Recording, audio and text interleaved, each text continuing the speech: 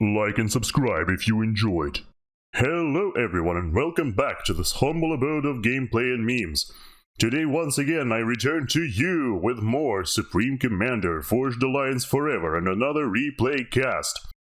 This time we're going to be looking at a map that you are probably all very familiar with. I'm sure everybody who's ever played FAF played on this map at least once. It's called Canis River, except this time it's some kind of a special edition. It's called Spezial Edition Fixed Hydro, which I'm guessing means that, well, there is something about the Hydro that they fixed, the Hydro spots at the start, at the spawning locations. But anyway, before we start, a real quick announcement here. So, following up on that poll that I did before about the background music in those casts, the poll has been up for basically 1 month by now, and I'd say that at this point everybody has definitely made their choice. So yeah, I'm thus closing this poll. The results can be seen on screen right now, and from these results I have inferred that for now the majority of people prefer to have this background music, as long as the levels and all that stuff are correct. The audio levels, I mean. So, yeah. That's that. And with that out of the way, let us go ahead and start the actual cast. So yes, this is the fixed edition of Spezial, they're written in German for some reason. Spezial Edition Fixed. It has 34,000 mass on it, at least at base level. There are no buildings or any sort of neutral units to reclaim, so that's not happening, and this is basically all the reclaim there is, at least at the start. Let's go ahead and start introducing our teams, starting from Team 1. In the yellow corner, on the frontal positions, it's going to be Badr Franki. I have no idea how to spell or how to pronounce that name.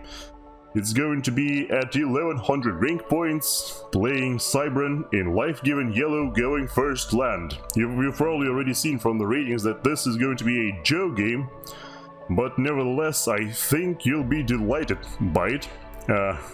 If you aren't and you'd like to see fewer Joe games, let me know in the comment section below. Anyway, the second frontal position for this team is going to be Recurrentgate at 400 rank points, playing Aeon in Color Confusion Cyan, going first land.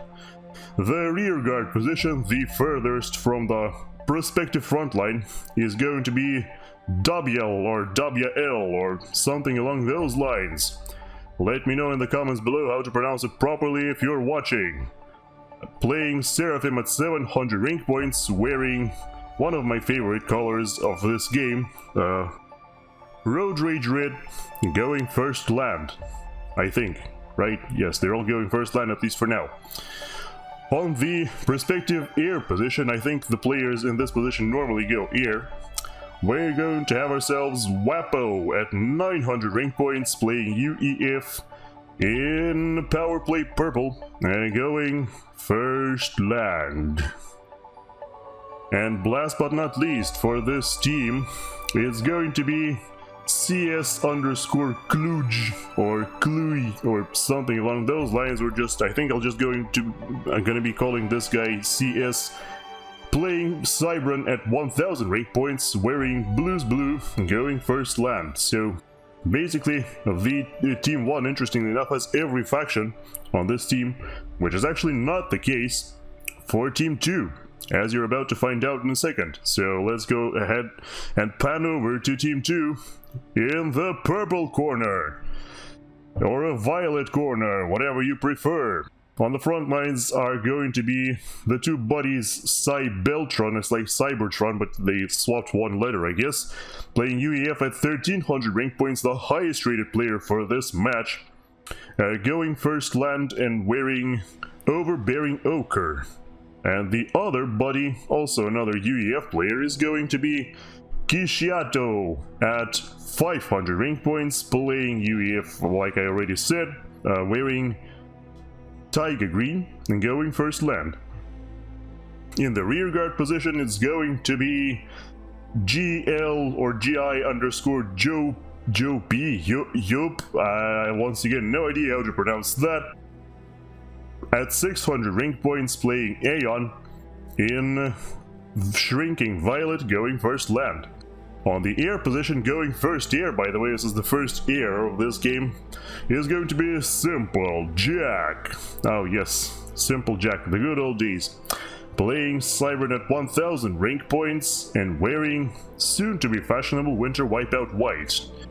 And last but not least, for this match and for this particular team, we're going to have ourselves Riking, or Riking. I like Riking more though. At 700 rank points, playing UEF once again in Coordinate Red going first land. So yes, this team, unlike the opposite team, actually doesn't have any Seraphim, so they've got more UEF instead. Interesting matchup. A multiracial setup for Team 1 with slightly more Cybran than average and an overwhelming majority of UEF for Team 2. Okay, let's speed up the game slightly, see where the players go, what they do. We can already see that, of course, everybody is building engineers. No aggressive labs so far, nothing like that. We're seeing engineers going for some reclaim, for some massive structures, of course they're going to be trying to occupy the empty corners of the map as soon as possible. Already some factories queued up as well as hydros and all that cool stuff.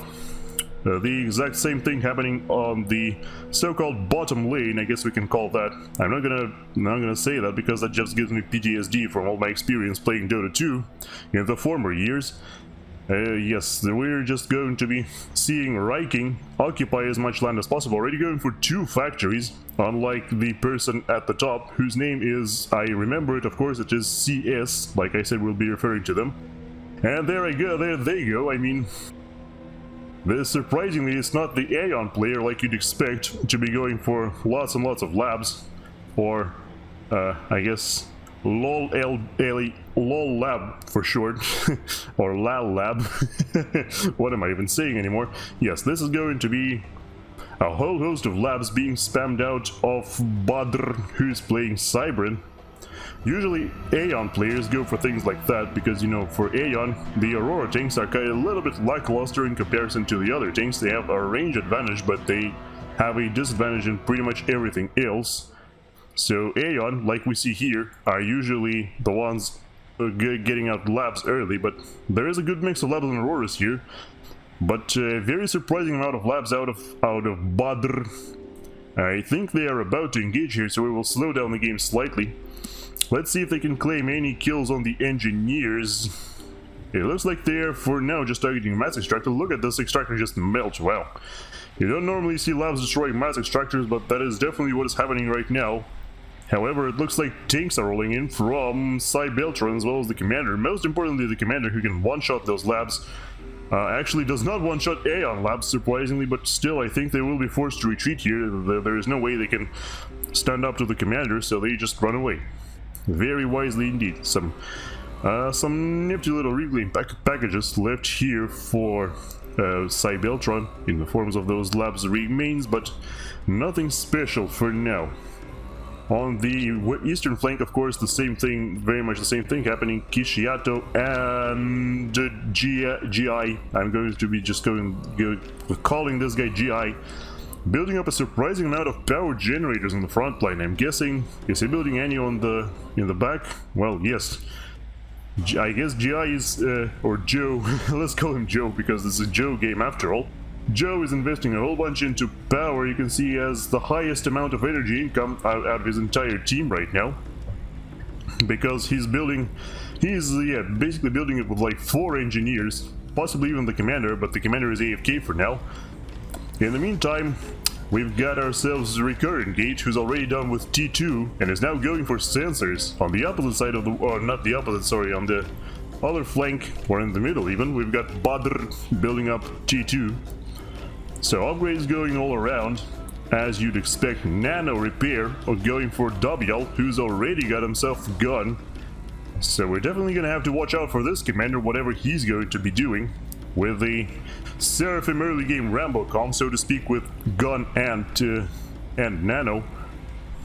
A rival upgrade for Riking is going to be T2 actually. So, going to be seeing some matchups of T2 versus Gun. Going to be very interesting to see indeed. We've got planes flying every which way. From what I've seen, there has been no aggression, like no bomber aggression, nothing like that in the early game. We did have a transport out of SimpleJack, but as far as I'm aware, all he did was just drop some engineers to steal some reclaim from Riking, who, well, is doing a pretty good job in terms of reclaiming thus far, but SimpleJack also wants a slice of the pie. In fact, SimpleJack is extremely far ahead of Riking because, oh yeah, because he's also reclaiming on the other side as well, so really big into that reclaim game since, you know, since the air players on this map are limited in terms of massive structures they can claim. They've only got 4 in the main base and then they are surrounded by other bases. So they have to make do with what they've got. In the meantime, we've got the T2 sensors commander advancing from recurrentgate. He's already trying to build, well, he's built a flag turret first and foremost, possibly anticipating some kind of air snipe, but I'm not entirely sure the enemies are on board with this plan. It doesn't look like, well, they do have a T2 factory now. They're building Corsairs. I guess we'll have to watch out for that. Slowly but surely, CS is also advancing towards the front line with his T2 upgrade. Does the rival have any upgrades so far? No, not quite. Joe is still sitting on just the vanilla commander with not much going on, just building some land factories. Lots and lots of spam, of course, out from each side, but there you go, the first interesting object has been built. It is a tactical missile launcher, the infamous TML-4 of the Cybran, built by Batter almost square in the middle of the map. The only reason he didn't build it in the middle is because it's not possible. There's water there. Let's see how this missile launcher fares. Considering its very large range, it's basically covering, yeah, it's covering 4 out of 5 enemy bases. So it's definitely going to be launching something delicious very soon, or getting some delicious kills. I am sure of it. We'll have to pay attention on the minimap. In the meantime, an incursion by the Mantises of CS against the defending tanks of Kishiato. I think this is Kishiato, right? Yeah. Judging by the color, it really is. It looks like the attack will peter out, though, as the Mantises just run into 3 enemy factories and they get overwhelmed. There is also a really weird conglomeration of T1 turrets defending this passageway near the river for Kishiato. I am not very happy about this configuration, let me tell you, because not only are turrets not covered by walls, which make them insanely tankier, I should say, but also we've got yeah, you don't build this many T1 turrets and just leave it be like that, because ultimately those turrets won't accomplish anything. They can all be destroyed by 1 mobile artillery piece. We'll see what happens to them, though. Missiles flying in like we've described before. Oh god, they are going for... Oh, I think there was a T2 mass extractor that was being upgraded to T3 and now has been destroyed. Ow. An extremely painful loss for Kishiato, actually. He really needs to get to work on some of those TMD units. He's instead building T2 turrets in his base for whatever reason. Okay, another missile flying in. Let's see what those missiles can do. It's going for the factories. No, it's not going for the factory. It's of course going for the mass extractors. Of course, the wreckage of the mass extractors is destroyed as well, together with the extractor itself. So you have to rebuild them from scratch. You can't reclaim anything. You can't start building them from half or anything like that. And the last missile, or the next missile, actually gets intercepted, but only partially. It still hits because it's a Cybran missile. There you go. The infamous Cybran TML-4 missiles doing all kinds of nasty work. Meanwhile, though, we've got serious trench warfare happening for recurrentgate. Has already built himself a Miasma T2 artillery piece, which is already firing upon the mass extractors of Riking. Riking himself has constructed a T2 missile launcher, tactical missile launcher as well. It hasn't destroyed anything so far. It looks like there are projectiles being fired upon... Oh! Hello. Yep, there was a counter missile out from what seems like Cybeltron. Has fired a counter missile, and he actually doesn't have any missile launchers, interestingly enough. He has constructed a yep, there you go. He has a tactical missile launcher in his backpack, right there. T2 and tactical missile launcher is the choice for Cybeltron.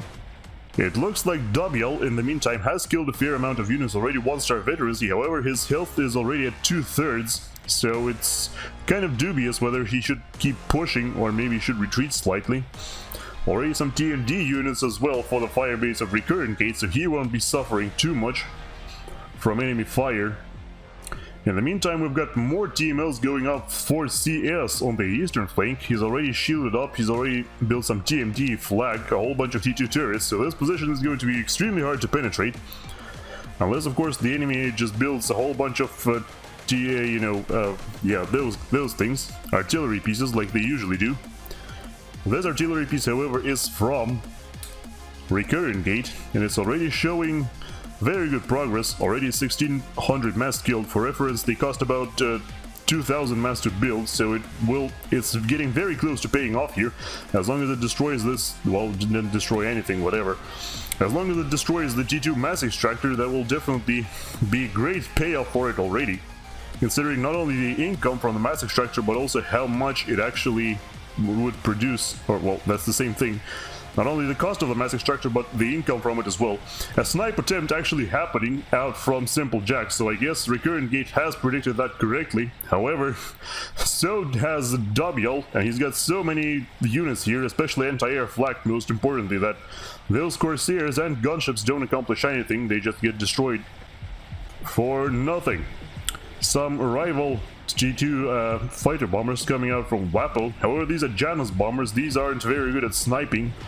They're mostly good at destroying large hordes of T1 or large power grids, T1 power grids and stuff. For now, it doesn't seem like they are attacking anything. However, we've got dubyal pushing heavily against Riking, who is in a little bit of trouble. His shield generator has already been destroyed. He's getting fired upon by a whole bunch of real chevaux. Well, there's only 2 of them left now, and now they're dead, but like, it looked dangerous for a moment, you know? And yeah, it needs to be extremely careful here. dubyal is now outmatching him in terms of health. He is, of course, losing health. Riking is now being bombarded by Januses as well. It doesn't look like that's going to do too much, though, because there's just, once again, 1 Janus. More Januses coming in. The flak turret, however, is still firing, and I feel like, yeah, they aren't targeting the flak turret, so it just has, yeah, it will just destroy the Januses easily. T3 fighters now coming in from SimpleJack. He's finally upgraded to T3 air. I am sure Whappo himself will follow suit very soon, but for now he's just using those Januses, which aren't accomplishing anything because of the tech mismatch at this point. T2 artillery is still firing upon Riking. He should be extremely careful. Just a couple of hits from these miasma turrets, miasma cannons I should say, will finish him off. So he needs to be really careful here, because probably construct a shield ASAP. We'll see how that pans out for him. In the meantime, all of the TML launchers are very close to charging up. 0 missiles in every one of them for now. Let's see where they're going to fire. It looks like, oh, yep, indeed, Joe has already built himself a whole bunch of miasma turrets, or miasma cannons. Actually just 1. But it's already firing, it's already taken down the shield multiple times. I wonder when these missiles are going to fire. We'll definitely have to pay attention to those. It looks like with the help of Cybeltron, Riking is still holding on. Even though recurrentgate is joining in the fun, it's still not enough because Cybeltron is here, and a whole bunch of T2 turrets will of course completely annihilate all this T1 spam. Even a couple ill chevaux won't really help matters, as we can observe right now. You can see the ill chevaux are going in, destroying all these little tanks and whatnot, but very soon a shield will go up, and in that case, the shield will protect like the Emperor protects. Actually, just 1 shield might not be enough. There is another swarm of menaces coming in from Badr, so 3v2 right now on the western side. The ill chevaux keep falling down. I think the ill chevaux have run out now, so the turrets should do great work here. If I were Riking, I would try to complete this shield instead of just running away. Well, down goes the shield generator, so that's that, I suppose. However, the menaces are not targeting the turrets. They are currently just trying to destroy the enemy tanks. And it looks like the Mantis has decided to retreat now, as both of the turrets get finished off by a miasma shot. And Riking is forced to run away. However, the enemies are not in pursuit for whatever reason. Just let him get away, I suppose. And a massive attack being planned and already carried out by CS. He's launching all of his troops, sending all of his tanks into Joe, who has actually got a gun and got himself a gun. Has got himself a gun, yes, as well as a shield generator. Oh, but the missiles are flying in. Let's see if they hit. Oh my god, they hit. Oh, 1,000 health left in Joe. The missiles almost destroyed him right there.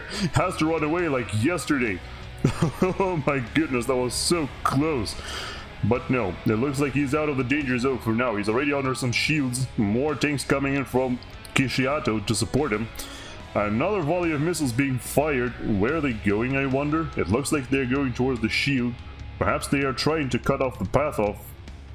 Yeah, they were trying to cut off the path of Joe, but it looks like nothing ultimately came out of it. So Joe is still relatively safe, still keeps pelting those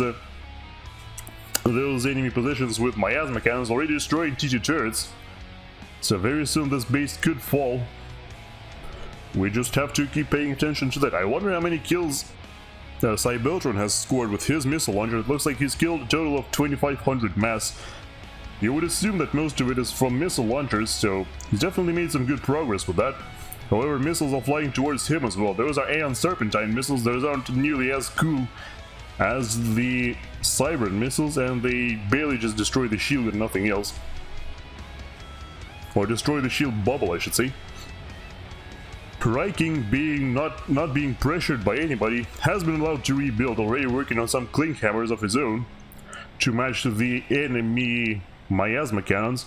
There's another TML out from Badr on the front line. I'm not entirely sure why he's built that, considering there's already plenty of TMLs in the area. Like, yeah, there you go. Reclaim it. Yeah, there you go. There was literally no point to doing that. We've got more shots coming in from the miasma cannons of Joe, and at this point, CS is actually forced to retreat as the engineers destroy and reclaim all of the shields and the turrets and everything else. So yes, I guess you can safely say that Joe has won that standoff. He was very close to dying with just 1,000 health left over, but at the end of the day, CS just didn't have enough power to throw at him. And yeah, this is a very sad turn of events for CS, because he's invested so much into this base, and now, well, the engineers are getting destroyed, so it's getting harder to reclaim whatever's left over. You should keep trying, though. You should definitely keep trying. Meanwhile, a massive swarm of units being assembled in the middle of the map by Cybeltron. Look at this. How many is that? 95 artillery pieces. Wow. With some Gatling bots, with some shields, and with a whole bunch of tanks as well. And they're on the move now. They are looking like they want to attack this fire base of recurrentgate. Does Gate even see that? He should be. Yeah, there you go. He's already being told to pull the commander back by Badr, but so far he's not moving. He's just standing there, biding his time. He should start running here now, probably, considering all of this horrifying mass of units that is coming his way. He didn't see them, though. He only saw them once they entered his sensor range. He doesn't have a radar in here. I guess he assumed the sensors would be enough, but they clearly aren't. And now he might actually be in a little bit of trouble. If we see here... Oh, look at all this massive wave of units that are coming in from Cybeltron. Look at this. Oh my goodness. Yeah, the Mongeese, of course, should not be sent first, like he did. They will automatically go in first because they are faster, but you shouldn't really do that. Recurrentgate is trying to retreat now, but his fire base is getting completely overwhelmed. The T2 turrets of the Aeon, the Oblivion turrets, are completely inadequate for defending against large swarms of T1 units, and that's what Cybeltron is mostly working with, T1 artillery. Janus bombers dropping out of the sky, trying to contend with all the spam, but failing. And, whoops, my bad. It looks like recurrentgate is being pinned into a corner. He's really being shoved into a mountain right as we speak. He has very little avenue of escape now. The fighting continues behind him, now with Riking coming in with some pillar tanks as well. Those tanks aren't actually moving in, but oh my god, look at how fast the health is running out. Oh, nope. There is no way recurrentgate is getting out of this one. So, sleep well. You are our first kill of the day. as the T2 tanks of both Riking and Cybeltron continue to advance. Yes, indeed. Very sad story for Mr. Recurrentgate. Oh, Badder even puts down another marker saying, "Told you." Yep. He definitely told you so. You can definitely say that. Transport is coming out of Cybeltron carrying what you'd assume to be engineers. Yeah, he wants to this giant reclaim field here. There was, you know, from constant attacks by dubyal, there are still plenty of reclaim left over. 12,000 to be exact, so plenty to assemble. Of course, the Air Force is being built by both Whappo and SimpleJack, as you'd expect. And look at the rows upon rows of missile defense units that G.I. Joe has built up here. Look at this. How many are there? Let me see again. That's 10. Yeah, 10, and they're all in the same spot, which is kind of suboptimal when you consider those are Aeon missile launchers. But meanwhile, Joe himself has advanced towards the high ground that was formerly occupied by CS. Now his own Aurora tanks are overseeing this high ground. However, CS is not done, very far from done. In fact, he's built a couple more factories close to the front line, which are constantly pumping out units, you would assume, right? No, actually, never mind, they're all idle except one. I guess now, at this point of the game, most players should be investing into their economy more than anything else. And speaking of economy, you can see CS is already building himself a Monkey Lord, almost done with the last core mass extractor, upgrading that to T3. He's also building bricks at the same time.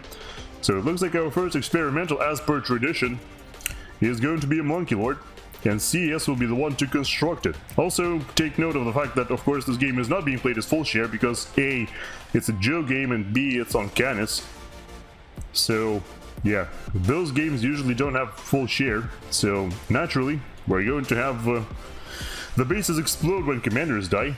But not to worry, they're already building T3 mass extractors on top of the wreckage. So you would assume that everything will turn out fine for them, at least in the near future. This is not fine, however. Those past storage units were clearly misaimed. Yeah, you need to reclaim those and rebuild them in another spot.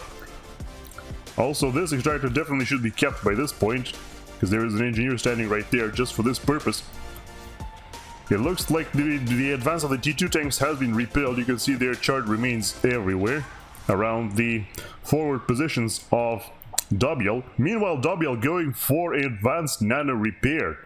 So he wants to go even further into that Rambo mode. That is definitely going to be interesting to observe whenever that completes. In the meanwhile, we've got Kishiato just standing AFK in the base. His T2 land factory is finally upgrading to T3. All of his mass extractors are already T3, but they are not capped. That is something you never do at first. If in case you're watching this, that's a little bit of a beginner advice. It is more mass efficient to surround them with to surround your T2 mass extractors with mass storage units first, and then upgrade them to T3. Because if we take a look at the costs, I think, yeah, we're hitting a bit of a lull here as everybody is building up, so it's the perfect opportunity to talk about this, even though I've talked about this many times. But anyway, if you can see here, if we can see somewhere, I mean, to even have T2 engineers. Okay, yeah, so mass storage units, right? One of them costs 200 mass, so it's 800 in total. And a T2 mass extractor normally puts out 6 mass per second. If you surround it with mass storage units, it will put out 9 instead. So you pay 800 mass to increase your production by 3.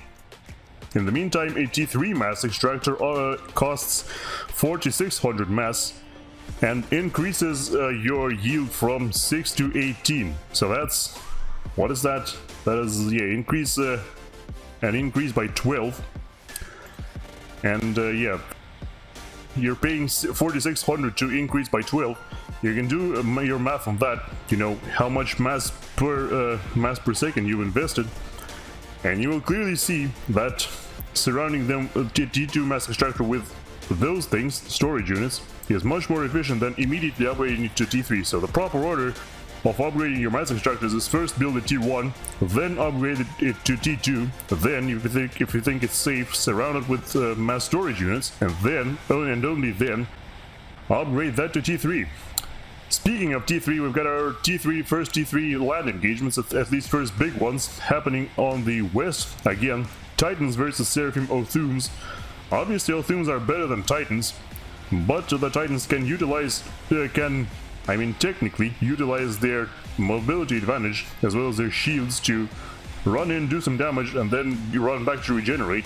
They are not doing that, of course. Instead, they're just pushing in blindly. Considering there are also Seraphim shields in the area, those Titans will not fare too well. Seraphim lightning tanks already coming out from dubyal as well, in case some air defense is desperately needed. There is also some Rhino tanks out from Badr as well. So they should be stopping this push relatively handily, and it all ends up being one big mass donation for dubyal once again. Let me just... Has the Monkey Lord been finished yet? In fact, yes, it has been finished, and it's pushing in. It's pushing into the former positions of G.I. Joe, Kishiato, as well as the spam from CS is also in the area. Some bricks running in together with the Monkey Lord. There were probably lots of mantises who were running in as well, but ultimately the Monkey Lord just steamrolls everything. However, there is a second line of defense here. There is a Galactic Colossus being built, and it's surrounded by a whole bunch of T2PD, which has been hastily constructed just now, at least you would assume, because there was no need for it before. And the Monkey Lord's health is rapidly deteriorating, already below 10,000 health, 7,000 health, 5,000 health, and the Monkey Lord will surely fall down at any second now. Down that goes. There you go. And the Galactic Colossus, as well as a T3 power generator and another prospective T3 power generator, are still intact and still being constructed. Well then, that was a nice little mass donation to G.I. Joe as well. Oh, G.I. Joe, or G.I. Joe, however you're supposed to pronounce that, I'm still not entirely sure. A second T3 power generator going up for CS. At this point he's got a group of bricks as well, a sizable one at that. Probably still shouldn't be pushing in though. After that loss of a Monkey Lord, you'll probably do well to just chill a little bit and try to build up the economy, because clearly pushing in like this just isn't working. Interestingly, a group of Corsairs being assembled by SimpleJack. Well, you have yet to see what exactly these Corsairs are supposed to accomplish. As for now, it's not entirely clear. However, it also should be noted that having done his nano repair, his advanced nano repair I should say, dubyal is now going for gun splash, so it's definitely going to be a super heavy Rambo Seraphim commander, and he's got the resources to afford that. As you can see, he's not even stalling, not even close. 5,000 mass still in the bank, 6,000 at this point. Still, very much at a mass surplus. That's right, it's called surplus when you're gaining more and more. It's called surplus, definitely. So it looks like dubyal is definitely preparing for a massive attack. Let's see if Team 2 is aware of that. They do know where dubyal's commander is, they don't know what it's doing though. And also... oh! Somebody's got an Eye of Rian. I wonder who that is. That was definitely an Eye of Rian, or... well, it could actually just have been a scout that got shot down. Well, let's see if they could have an Eye of Rian. Technically they do have Aeon. But oh, yep, there is one. SimpleJack is actually working with an Eye of Rian already, and he just saw that the Seraphim commander is being still upgraded, so they probably should watch out for that. We'll see if they actually will do anything about it. In the meantime, a fat boy comes out of Cybeltron, and now this one is going to be pushing into the enemy base. There are some T2 turrets here, which of course are no match for the fat boy. Basically, there is nothing that could be matched for the fat boy, except perhaps for these artillery pieces right here. They are already targeting the fat boy, so yeah, they should definitely present a threat. As long as Team 2 is aware, no, they don't know about the artillery pieces, so they could do some heavy damage to the fat boy. They are already targeting it, and it looks like it wants to retreat now. Which is... well, I guess he technically could have destroyed these before there were too many, but now I think the critical mass has accumulated as they are constructing their 5th artillery piece there. Unless they will be targeted right now, which they are, they will surely be... yeah, okay.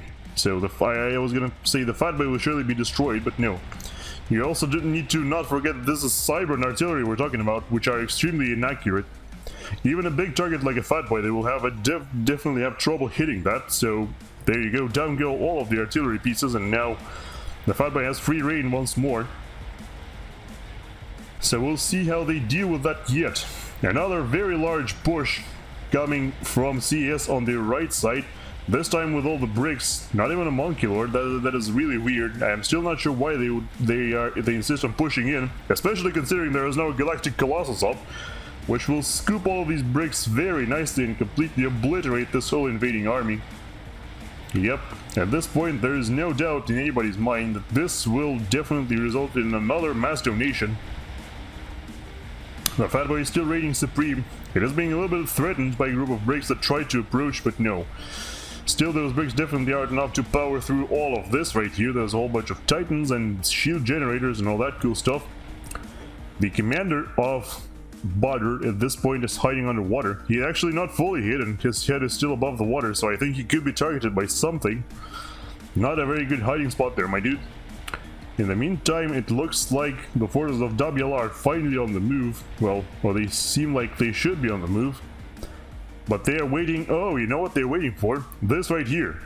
They are trying to build up this massive chicken walker, also known as Ythiltha, which will then take off. And together with the Ythiltha and this Rambo and a whole bunch of T3 tanks, they could definitely push in and do some horrific, yes, horrifying damage, as long as they know where to apply the push. I don't enjoy this kind of construction pattern. You can see that the generators are not only in the way of the mass fabricators for CS, which, yes, you can surround your massive structures with mass fabricators like that, because when they are attached to two mass storage units, they will actually produce a little bit of extra mass. But the generators are in the way of this pattern, and they are very close together. So no efficiency here, no adjacency, nothing like that. Two strategic missile defense units having been constructed by Badr. I wonder if he knows something that I don't. And by that I mean if there are any nuke launchers in the enemy base. And no, they definitely aren't. So I'm not entirely sure what that's all about. I guess we'll wait and see. There goes the Ythiltha, already complete for dubyal. However, his forces are a little bit out of sync, as his Othuns are already engaging enemy titans and a whole bunch of other things. Of course, those triads won't stop those tanks. There is no way. But still, if I were him, I would have waited a little bit for the chicken to actually arrive and then start pushing. The T3 artillery, of course, running away as fast as they can. Definitely not fast enough, though, as the tanks almost catch up on them. They're being destroyed by lightning tanks, actually.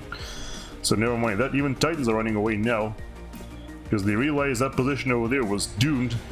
A Monkey Lord comes out of Badr as well. This one seems like it's poised to strike the Fat Boy, which the Fat Boy has grown quite bold and is already pushing close to the fire base of dubyal. I wonder if they can see the Ythiltha. Yes, they definitely can.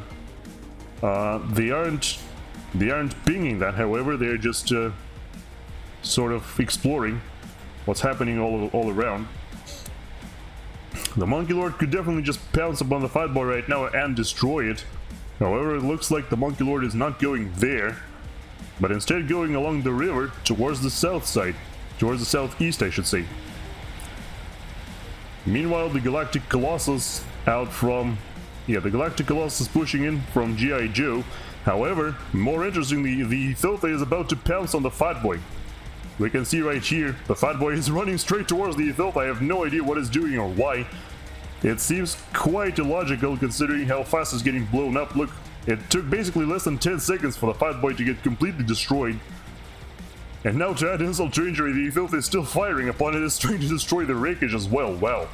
Now it's gonna stomp on the wreckage as well. Look at this, already 2,000 reclaim left over, 2,500, 1,400, and it disappears. Nice. So the Fat Boy gets annihilated so completely that even its wreckage is gone. The Colossus, of course, on the top side does get stopped because there are two Monkey Lords that came out to meet it, so very courteously, I should say, very politely, G.I. Joe did a mass donation to CS, just like CS donated mass to Joe before. The Monkey Lord comes out of the water and gets destroyed immediately by the prevailing Fat Boy of Kishiato, as well as a whole bunch of Ravagers. I still have no idea why he decided to send the Monkey Lord there. There's so much stuff here, like so many defenses and nothing else.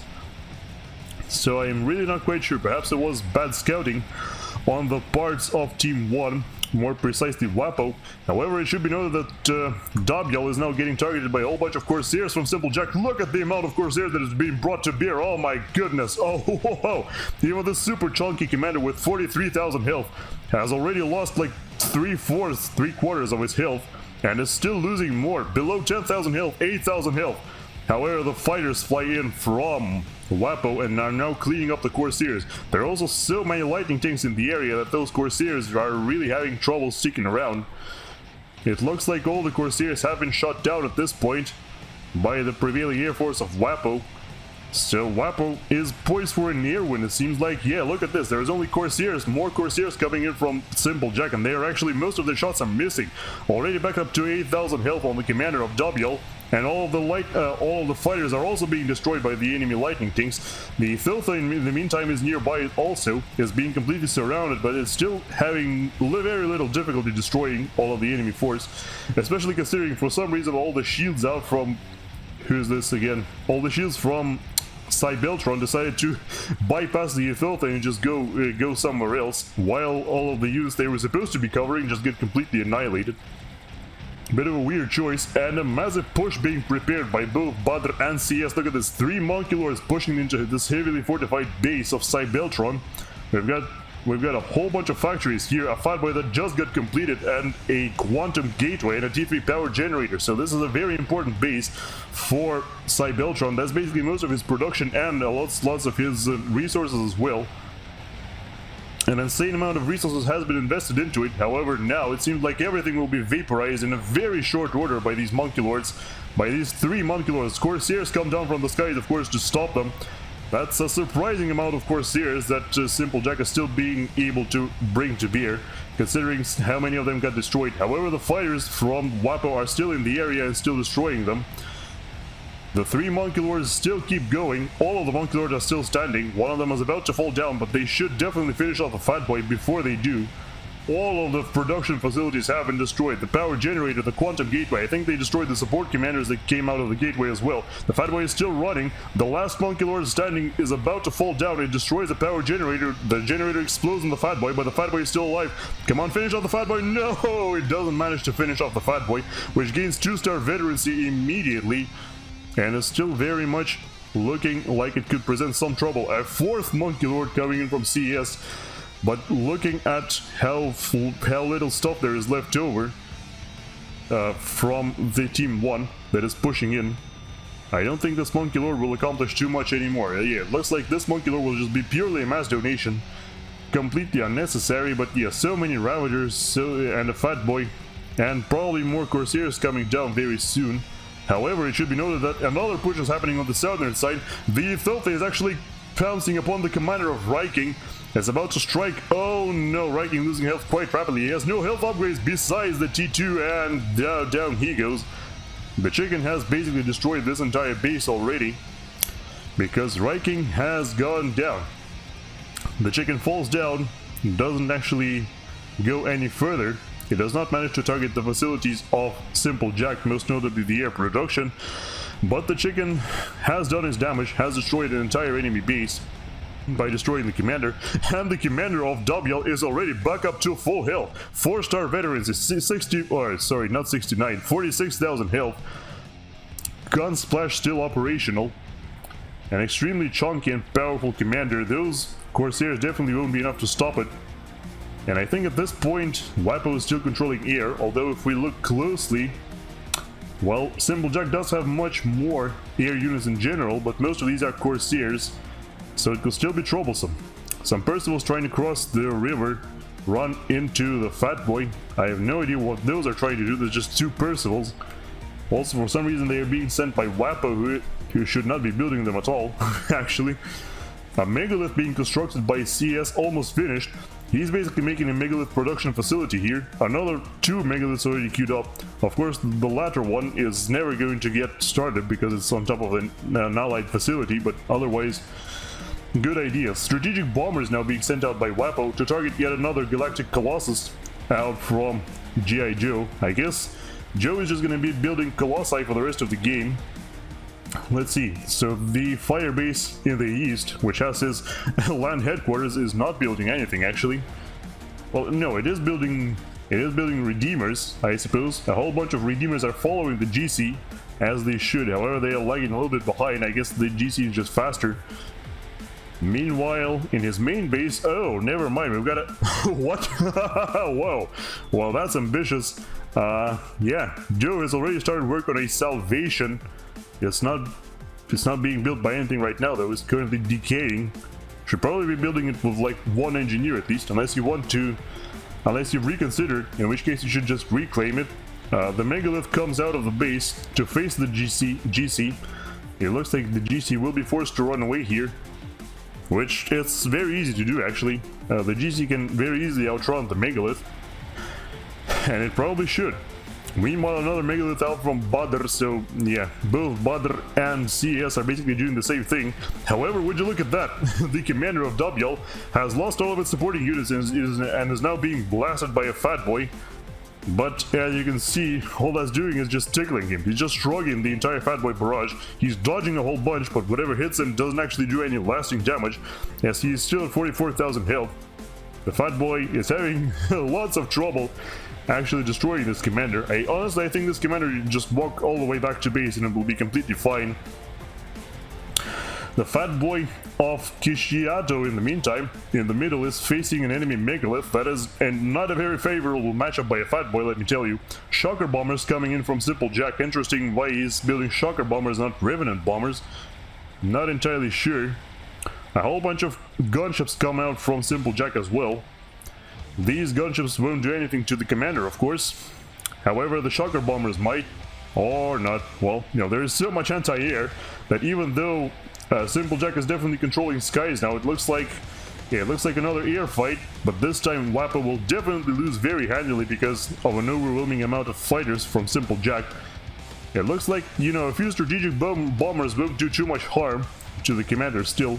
All the gunships have been taken down, even though dubyal was shrugging them off as well.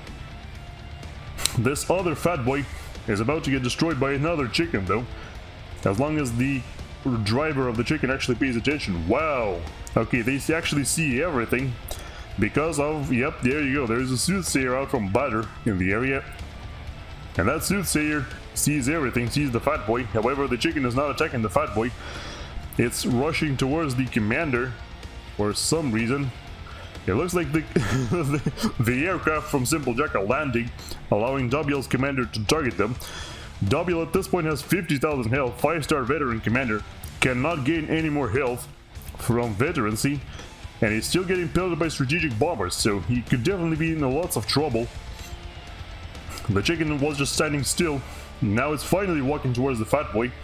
A whole bunch of factories and fat boys still not being reclaimed in this position. Still plenty of leftovers, as long as oh, and also a bunch of wreckage of monkey lords as well, still being reclaimed. The Filthy could definitely put a stop to all of this, but it has now been beset upon by a whole bunch of more Corsairs. Yeah, SimpleJack at this point can just produce Corsairs in ridiculous amounts to stop basically any kind of ground-based assault with just Corsairs. The Filthy is targeting the fat boy, could very well destroy it as long as it... yep, there you go, down goes the fat boy just before the chicken itself is killed. A large group of bouncers have been sent by Badr to support the commander of dubyal. I'm not entirely sure, once again, I'm not entirely sure he needed that support, but now the commander is definitely safe. Nothing they can do about that anymore. So many bouncers, the Corsairs don't even get to fire off their shots before they are shot down. The two Colossi from G.I. Joe suddenly being sent against the main base of CS. Let's see how much damage they can do. They are currently targeting the Monkey Lord, which won't actually do anything. But then, oh my god, the commander of CS is being targeted directly by the Colossus. It's running away, but it's too late! It explodes! It explodes just as the Monkey Lord is about to stand up and just as the Colossus dies. Oh my goodness. That Monkey Lord is actually out from Badr and not from CS, but yes, CS's base will explode now. The megalith he has never finished, all that cool stuff, immediately goes down. Also, I think this megalith also belonged to CS, but that got destroyed by the Colossi. And the first Novak satellite of the game has been sent by Kishiato towards the base of, well, Team 1 I should say, I guess. Meanwhile, an Awasa completed for dubyal. We should probably be paying close attention to that Awasa, see how much that can accomplish. The satellite already doing some decent damage to the generator of Badr, which has been left outside of the shields. Take out their SMD if you can, says SimpleJack. With what, I wonder? Team 1's options just got greatly reduced because they basically lost their entire right flank when CS was killed, so I'm not entirely sure what they're supposed to take up the SMDs with. Finally, a nuke launcher actually being constructed by... who's this? SimpleJack, right, yeah, by SimpleJack. At this point, though, there are so many nuke defense units they should have no problem doing that. The Awasa has been spotted. Kishiato pings it out, also says THX for something. Not entirely sure what exactly. The Awasa is on the move. It's rapidly flying towards the enemy base. Let's see how much that accomplished. Drops a bomb. The fighters fly out from SimpleJack. It looks like the fighters pounce on it immediately and they completely destroy it. Just, oh my god, the Awasa got deleted. And all the fighters from Whappo will face the same fate because there are way fewer of them. And they are also flying over a whole bunch of SAMs. Wow. That Awasa did not accomplish anything. It hit the shield, didn't destroy anything, and just sinks into the river immediately. Wow. Oh, what a waste. What a waste indeed. Another experimental squad has been assembled by Badr, 2 Monkey Lords and a heavily damaged Megalith. I'm not sure if you should repair this or just destroy it and reclaim it. It is a 3-star veteran, so repairing is probably the right answer, but still. That is a very sorry looking Megalith. Directly overseeing a wreckage of one of its brothers has been destroyed before. Should definitely try to reclaim this wreckage by this point. Although I'm guessing they've got so many resources from this reclaim that they don't need the wreckage right now. Yeah, you can see they are all... oh my goodness, dubyal is overflowing mass like a madman. Look at this. 16,000 in the bank and it's still at a surplus. Even at this rate. For some reason they are building a... Havatham. Oh yeah, Seraphim T3 artillery. I thought that was a salvation, but no, it's the Seraphim T3 artillery installation, which makes a whole lot more sense, has to be said. Another generator has been destroyed by the satellite. A satellite causing quite heavy damage. If I could select that and see, let me see. How much damage has it caused? How do you see that again? Hover over the satellite. 9,000 mass already killed. Obviously, that's not to say the satellite has paid off, but it's definitely done some decent damage. A counter satellite has been produced by Whappo, but is only now being sent out. Let's see where that's headed. Well, I'm sure we will see that on the minimap. Personal teleporter is now being built by dubyal. So dubyal, wishing to use his commander to its maximum potential, is trying now to get a personal teleporter and teleport it and kill somebody. The thing is, of course, yeah, he's barely spending any resources on it, and the teleporter requires a lot more energy in comparison to most other things in the game, so he'll probably run out of energy a couple times while building that, which he really shouldn't because his base is getting decimated by a satellite as we speak. If the pilot of the satellite is smart, Kishiato that is, he should target the shield generators, so that when those are destroyed, it will be really hard for... yeah, it will be really hard for dubyal to produce anything. He's currently targeting the power generators, which is of course useful, but the problem is when the shields go up, they will no longer be relevant. Another airfight breaks out in the middle of the map. This time, once again, it seems like SimpleJack is completely on top. Corsairs flying into the enemy base, targeting the SMD units of... who's this again? Badr, right? Yeah, the SMD will get destroyed. However, there's another one. Strategic bombers fly over the enemy base with lots and lots and lots of SAM launchers as well as bouncers. SAM launchers being spammed out by Badr in the wrong spot, of course, but they are being spammed out. This strategic missile defense unit has got 4 missiles inside it. It's still very much operational. More bombs being dropped but being met by more shields. And ultimately it looks like the attack is a failure and the fighters out from SimpleJack have to retreat. That was a very nice attempt. They did get 1 strategic missile defense unit. I did not see how many missiles it had inside it, but it was definitely a worthy target. Meanwhile, it looks like the satellite out from Whappo hasn't found any targets so far. Yeah, 300 mass destroyed. It's definitely not enough. It could destroy 2 more support commanders here, which would make a spectacular explosion. But not quite on the correct scale. A nuke is being launched by SimpleJack. Let's see where that's gonna go.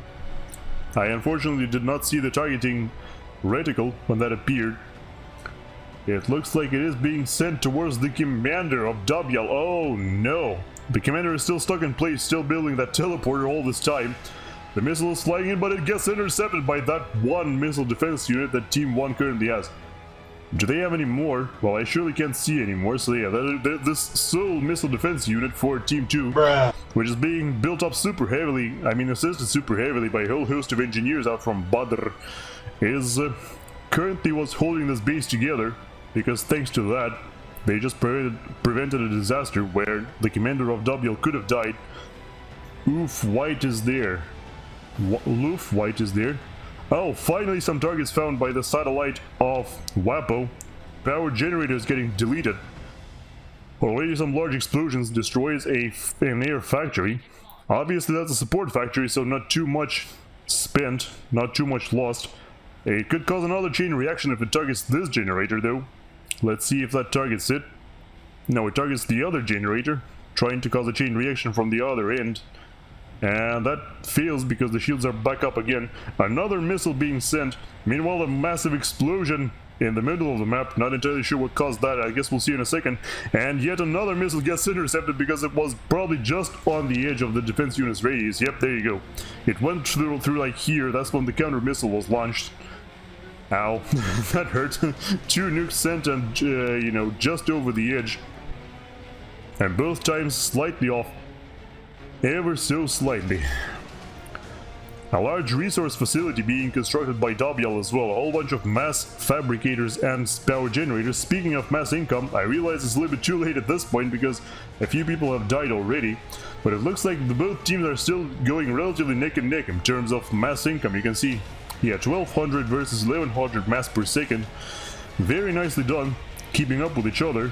But I'm still curious about that massive explosion. That looked like a billion nuke because it definitely wasn't a normal nuke. If we can find the commander of... Here you go, the commander of Cybeltron, you can see, yep, there you go. It actually is a nuke. Oh, the commander of dubyal teleports in, tries to destroy the commander of SimpleJack, gets him below half health, but it's still not enough. Yep, there goes dubyal. Let's see if there is any lasting damage done to the base. The nuke launcher is damaged. It's now being further damaged by the satellite, and it explodes and destroys a power generator and another shield generator. Wow, that was a great chain reaction. However, with the loss of dubyal's life, considering how much he owned, Team 1 is instantly down to 700 mass per second. What a devastating loss that was. dubyal was controlling the entire left flank of Team 1, essentially. And now the fat boy has free reign, unless of course it runs into those monkey lords in the megalith. Do they see those? No, they don't. Oh, so the fat boy isn't aware that it's running straight into danger, head on. Let's see if we can spot any more billion nukes being launched, or if Cybeltron will never do that again. It looks like he's walking towards there. No targeting reticles so far though. More fat boys being built up by Team 2. 2 more out from kishiato. For reference, by the way, remember that Awasa that got shot down? Nobody's even touching that. It's still lying in wait. Still just kind of chilling in the water for anybody to reclaim it. So the Novax out from Whappo is bombarding a newly constructed Novax out from Cybeltron. So basically, pretty much every UEF player in the game is building Novaxes at this point. Well, Novaxes and fat boys, I guess that is what you expect out of UEF in the late game. A Monkey Lord approaches the fat boy, but I don't think it will manage to target it with the laser, so the Monkey Lord will be a free kill for the fat boy. That was a bit of a mistake, there you go. The other fat boy, however, is now being pursued by both the Monkey Lord and the Megalith. The laser has been trained on it, so this fat boy will definitely die. Yep, there goes another billion nuke, destroys a large chunk of the base of Badr. It looks like, together with the Novax, that could do some serious damage to them. Meanwhile, a large push also happening. The combined forces of Joe and kishiato are pushing together through the middle along the river. Both a Galactic Colossus and a Fat Boy. Let's see what kind of damage they can do. Cybran says Riking, and yes indeed, the Cybran commander of Badr is going for a telemaser. Already got the laser up, so the teleporter will be done very soon. Let's see what kind of damage that can do. It looks like a counter push is now happening towards the southern side of the river, or along the eastern side of the river. I guess the Monkey Lord and the Megalith walking towards the enemy base. I don't think they will do too much more though, because the Monkey Lord is already down.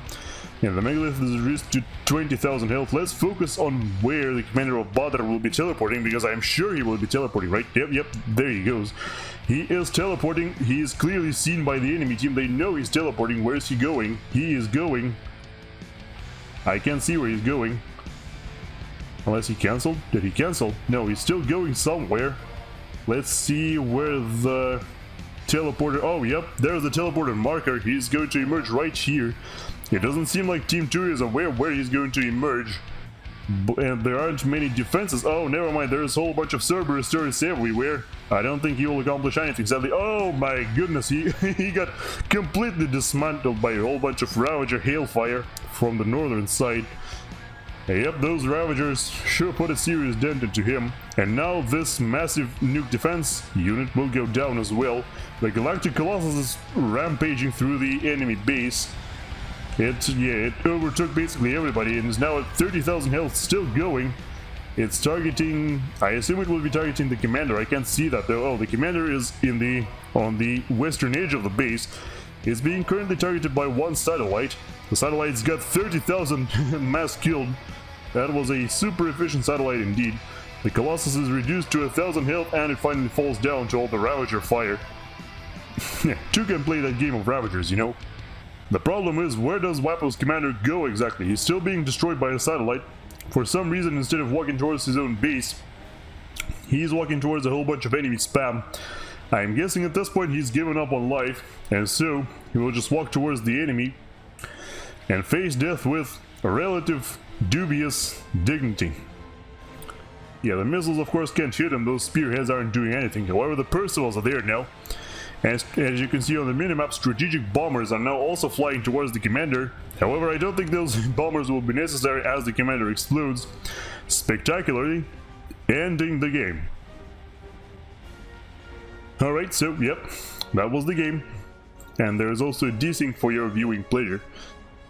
But yes, I hope you enjoyed this wonderful match of Supreme Commander Forged Alliance Forever. It was a joke game, very much so, but still highly entertaining. Lots and lots of cool stuff happened on it. Lots of epicness, so I hope you enjoy it as much as I did. And if you did, make sure to like the video, subscribe to the channel if you still haven't, and maybe even leave a comment down below, detailing what you'd like to see more, what you'd like to see less, or if you don't like anything about my videos at all, you can write that there as well. I don't mind.